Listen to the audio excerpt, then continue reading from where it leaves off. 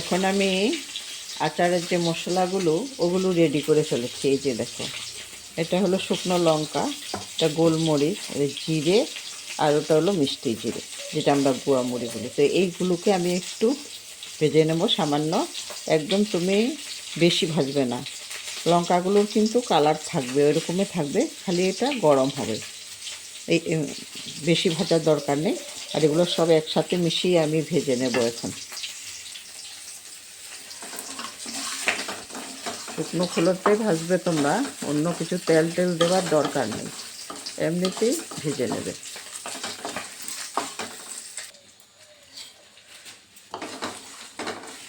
হয়ে গেছে এগুলো, আর ভাজতে হবে না। আমি গ্যাসটা অফ করে এগুলোকে আমি নিচে নামিয়ে নিচ্ছি। ঠান্ডা হওয়া পর্যন্ত অপেক্ষা করতে হবে, কারণ গরম গরম আমি মিক্সিং গ্রাইন্ডারে দিতে পারবো না, নষ্ট হয়ে যাবে গ্রাইন্ডারটা। তোমরা কখনো গরম কিছু দেবে না, তাইলে মিক্সি গ্রাইন্ডারের ভিতরে যে একটা কালো রঙের একটা প্রলেপ থাকে, ওই জিনিসটা নষ্ট হয়ে যায়। তাই একটু ঠান্ডা হওয়ার পরে আমি এগুলোকে গুঁড়ো করে নেব। গুঁড়ো কিন্তু আমি যতটুক মিহি করা যায় অতটুক করব। অন্য আমের আচার, অন্য আচারগুলো দেখো, জলপাইয়ের আচারগুলো করলে আমাদের এই যে মশলা গুঁড়োগুলো বেশি গুঁড়ো করতে হয় না, আধা করলে হয়ে যায়। কিন্তু আমি এখন যেটা করব, এটা কিন্তু আমি পুরো গুঁড়ো করব। কুলের আচারের জন্য একদম পুরো মিহি করলে খুব ভালো হয়। তাই এগুলোকে একদম মিহি করে করে নেব যতটুকু পারা যায়। এখন আমি এই যে কড়াইয়ের মধ্যে তেল দিয়ে দিয়েছি, তার মধ্যে দুটো লঙ্কা দিচ্ছি, বেশি দেব না, ওইখানে লঙ্কা কিন্তু অনেক বেশি হয়ে গেছে, তাই এখানে আর দিচ্ছি না।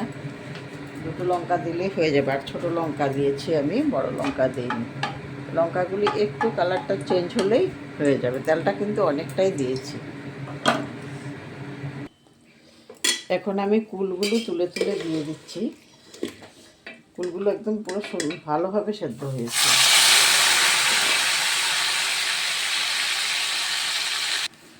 এখন দিয়ে দেব আমি গুড়।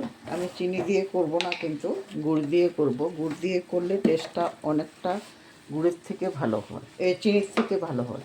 তো আমি গুড় দিয়ে দিচ্ছি, আর গুড়টাও একটু বেশি দেব পরিমাণে, কারণ গুড়টা একটু বেশি হলেও ভালো হয়। এই যে দেখো কতটা গুড় দিয়েছি, অনেকটা গুড় দিয়েছি। তারপরে আমি এখন নুন দিয়ে দেব। নুন দিচ্ছি, আর দিচ্ছি হলুদের গুঁড়ো। আর ওখানে মশলা করা আছে, এখান থেকে আর কিছু মশলা লাগবে না, গুঁড়ো মশলা, ওখানে সব মশলাগুলো করা আছে। এখন আমি ভিনিগারটা দিয়ে দিচ্ছি, কারণ গুড় গলে গেছে, আর গায়ে যে জল ছিল জলটাও টেনে গেছে। এখন ভিনিগারটা দেওয়া এই টাইমে ঠিক আছে। ভিনিগারটা দিয়েও একটু টাইম রাখতে হবে। এখন আমি গুঁড়ো মশলাগুলো দিই, গুঁড়ো মশলাটা একটু পরে দেব। প্রায় হয়ে গেছে, নামানোর পরে দিচ্ছি আমি গুঁড়ো মশলাগুলো। একটু টাইম ভিনিগার দিয়েছি, তো একটু টাইম পরে আমি নামাবো, একটু নেড়ে চেড়ে নিই, তারপরে